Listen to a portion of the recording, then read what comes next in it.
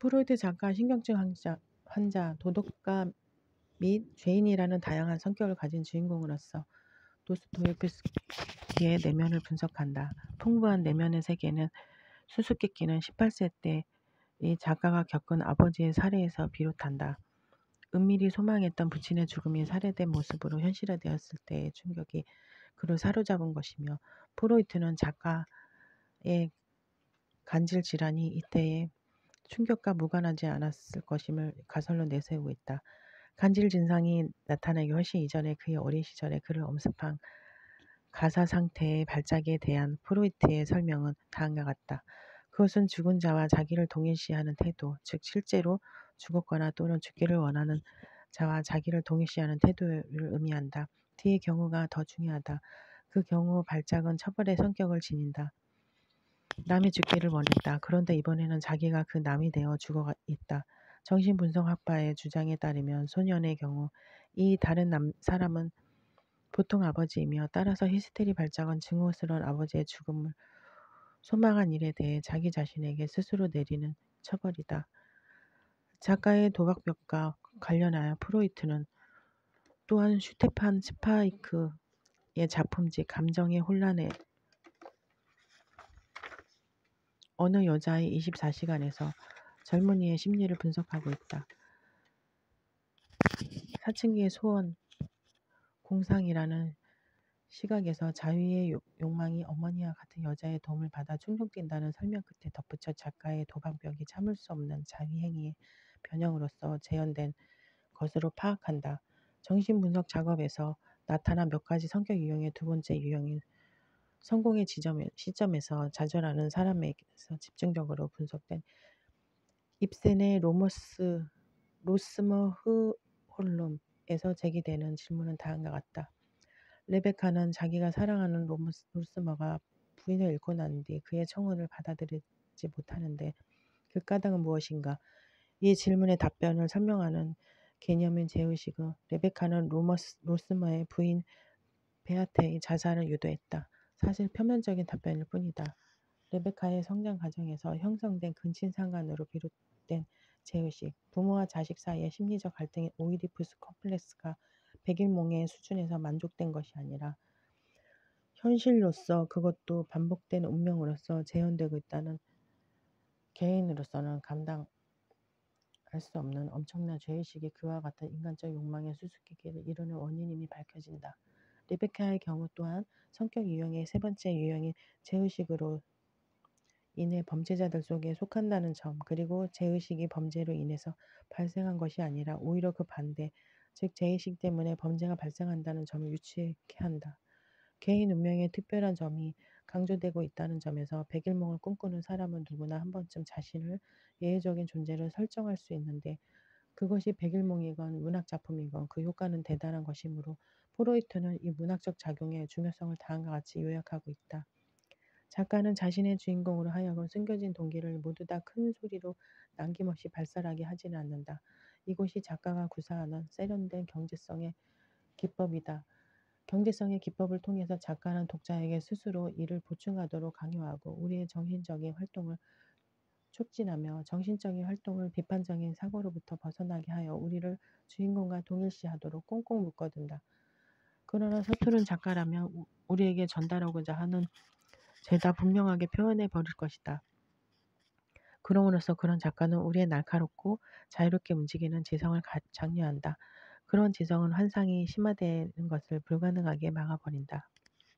프로이트가 엔젠의 작품에 주목하게 된 것은 유흥을 통해서였다. 1906년의 여름의 일로서 두 사람이 서로 개인적으로 알게 되기 몇 달 전이었다.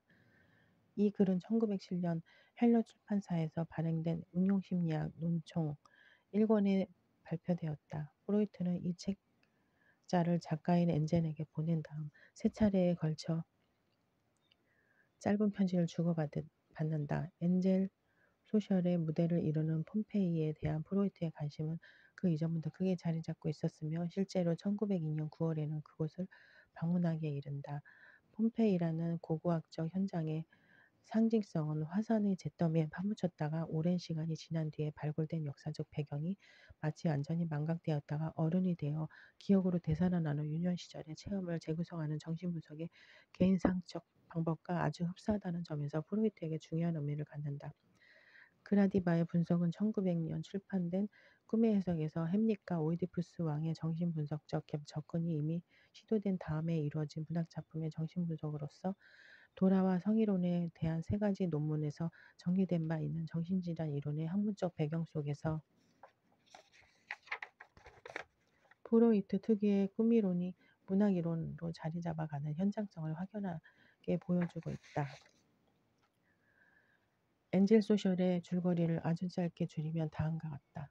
젊은 고고학자의 노베르트 하놀드는 그라디바라고 자신이 이름 붙인 고대 부조상의 아름다운 너무 도취된 나머지 그 모습을 현실에서 찾아 헤매기 시작한다. 이 방황은 그를 폼페이까지 가도록 하며 그곳에서 꿈과 망상의 상태에서 드디어 그라디바이며 초예인 인물을 만나게 이른다. 79년 폼페이의 종말과 함께 죽었다고 생각된 그녀를 실제 만나고 있다는 꿈과 망상의 세계로부터 그가 마침내 현실로 되돌아오는 진기한 과정에서 아버지와 함께 폼페이에 온 초에 베르트강이라는 하놀트의 어린 시절의 소꿉친구가 결정적인 역할을 떠맡는다.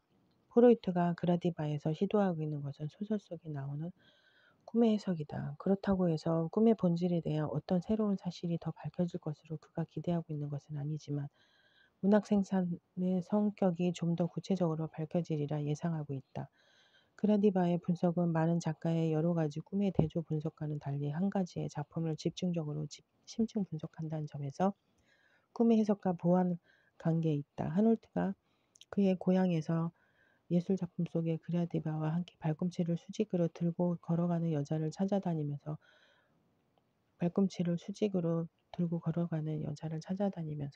꾸었던 첫 번째 꿈은 다음과 같다. 폼페이가 베수비아 화산의 폭발이라는 대재앙을 맞은 날 79년 8월 24일 그는 폼페이의 주피터 신전 옆에 있는 광장에 서 있었다. 갑자기 가까운 곳에서 그라디바가 지나가고 있었다. 그때까지도 그는 그녀가 이곳에 있으리라는 생각하지 못했다. 그녀에게 무서운 일이 닥칠 것을 알고 있던 그가 경고의 비명을 질렀으나 그녀는 아랑곳하지 않고 계속 걷고 있었다. 신전의 화랑에 이르자 그녀는 층계에 앉아 천천히 머리와 몸을 눕혔는데 그 얼굴은 점차 창백해지다가 마침내 대리석처럼 차갑게 변하는 것 같았다. 그가 뒤쫓아갔을 때 그녀는 잠자는 듯한 표정으로 층계에 누워 있었으며 불타는 폼페이시의 화산 잿더미가 그녀의 몸 위로 떨어지고 있었다.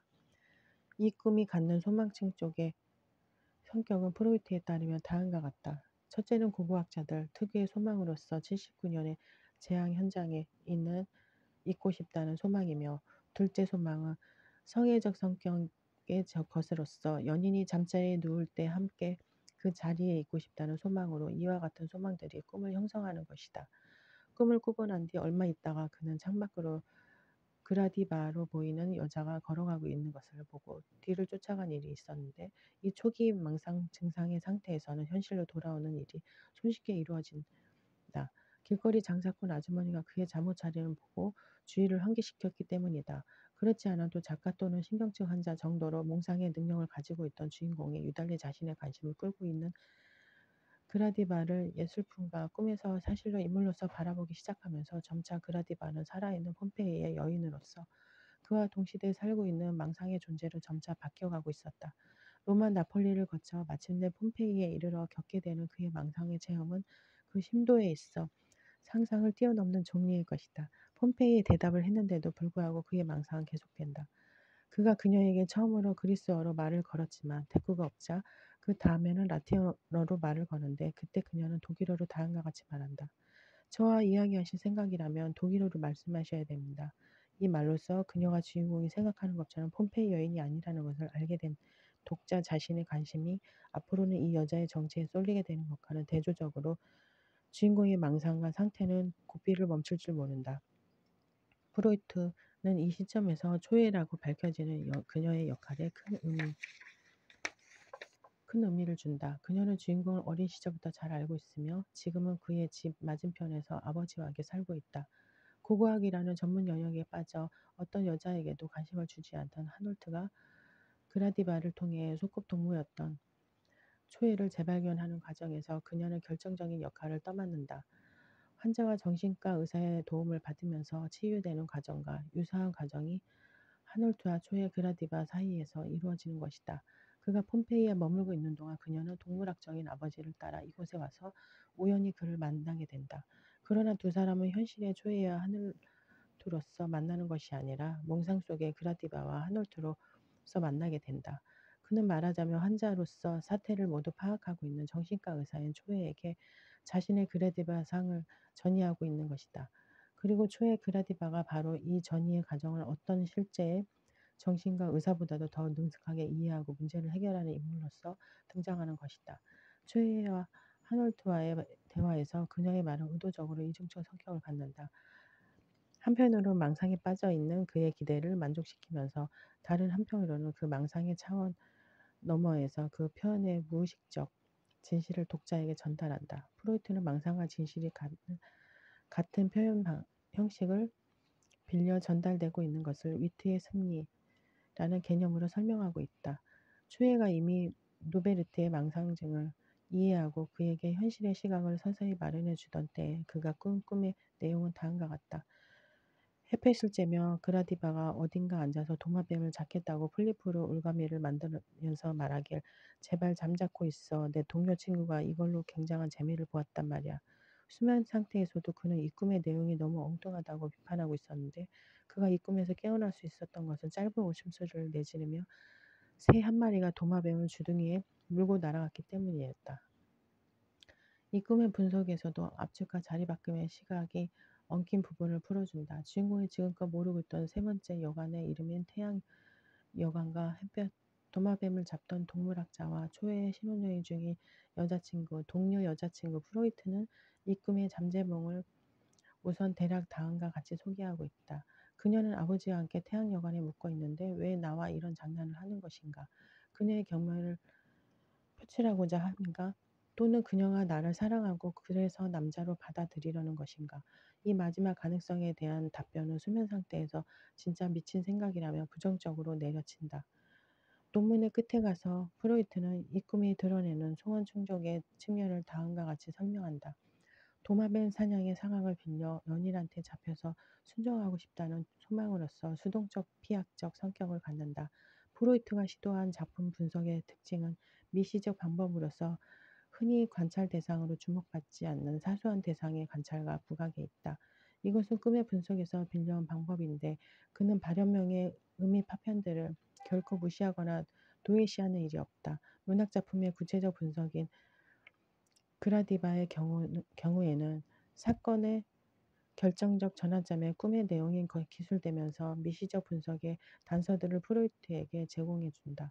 레오나르도 다빈치 유년 시절의 한 가지 기억에서는 아무도 주목하지 않는 것들, 어머니의 장례식 때 사용된 경비 내력서,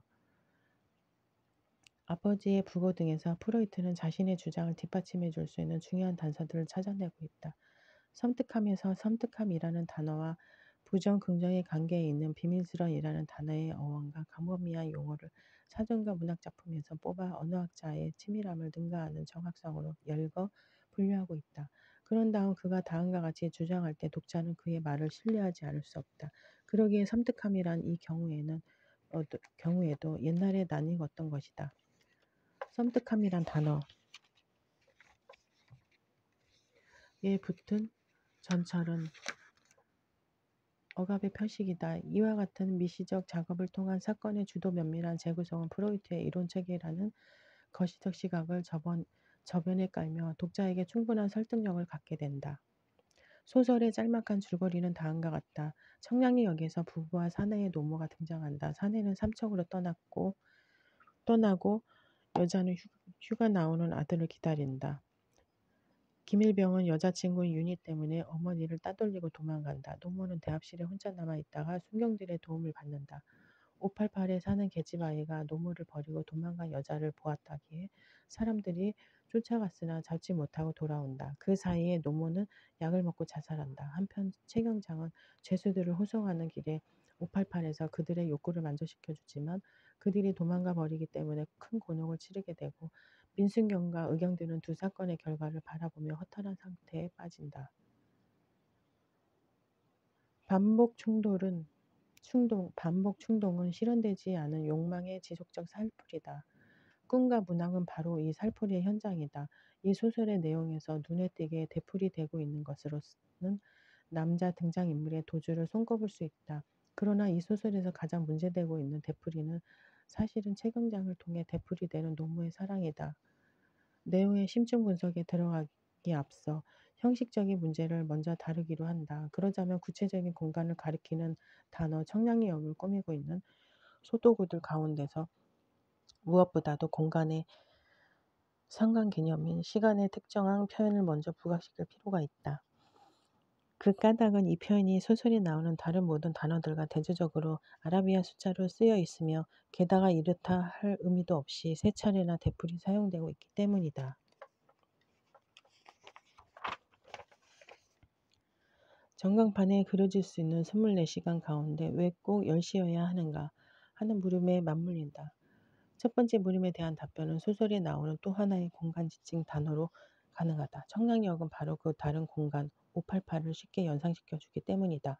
그런데 재미있는 것은 어떤 특정한 구역을 가리키는 고유 명사로서는 아주 드문 일이지만 이 단어 또한 숫자로 되어 있다는 사실이다. 그 단어를 작가는 이 소설에서 꼭 세 차례만 쓰고 있다. 알고 보니 그 아이는 588에서 심부름을 나온 아이였다. 바로 여기 588에서 걸렸더구만. 588이라니. 그러나 시각을 알릴 때의 직물적 태도와는 달리 작가는 이 숫자의 시각적 성격을 아예 무시하고 있다. 그러면 그럴수록 어떤 인물의 숫자를 전광판의 시각적 효과를 빌려 독자에게 부각시킨 위 세 문장의 독특한 점에 주목하지 않을 수 없다. 먼저 그 숫자를 읽어보자. 한글 발음과 한자 발음의 숫자를 읽어내는 두 가지 독법을 적용하면 각각 10시, 10의 4, 10의 6으로 읽어볼 수 있다. 여기에서 분명히 짚고 넘어가야 될 것이 하나 있는데 그것은 바로 10시 6분을 독자에게 보여줌으로써 작가가 끝까지 오라는 숫자를 독자적 시각으로 떼어놓고 있다는 사실이다. 그는 정각에서 1분을 넘긴 노골적으로 은폐된 표현을 쓰고 있는 것이다. 이 점이 지적된 마당에서는 왜 588이라는 표기가 아라비아 숫자가 아닌 한글로 이루어져 있는가? 그 까닭이 이해될 수 있을 것이다. 588은 말하자면 작가에게 시각적 성격이 박탈 거세된 대상이 셉니다. 이 소설의 첫 문장을 주의 깊게 읽은 독자에게는 이제 중요한 하나의 독서 시각이 열리게 된다. 그 첫 문장은 다음과 같다. 역파는 보이지 않았다. 보이지 않는 거 아라비아 숫자로 표기하며 0에 대한 관심으로 소설은 시작되고 있다. 보이지 않는 역파가 소설에 처음에 언급되어 있지만 그렇다고 소설의 끝까지 주의 깊게 따라가 본다 할지라도 과연 청량리 역에 역파가 있는지 없는지는 독자의 기억 속에 남아있지 않다. 소설의 첫 문장을 읽을 만큼 작가에게 중요한 역파가 실제 어디에 있는지를 있는지 없는지는 그의 기본적 사실조차 그 소설의 독자가 설령 모른다 할지라도 이 소설을 마치 다 이해한 것처럼 느낄 수 있는 까닭은 도대체 무엇인가? 이 답변의 실마리는 그나마 적어도 작가에게는 보일 수 있으면서도 보이지 않는 대상인 바로 그 역파에서 찾아질 수밖에 없는 것이다. 자신에게 이 단어가 어떤 의미를 띠고 있다는 점을 작가는 적나라하게 밝히고 있다. 그는 그 단어들 그리고 기회가 아니라 기표인 그 단어를 반복하여 보여줌으로써 자신의 숨길 수 없는 어떤 부분을 이제 공공연하게 보이고 있는 것이다.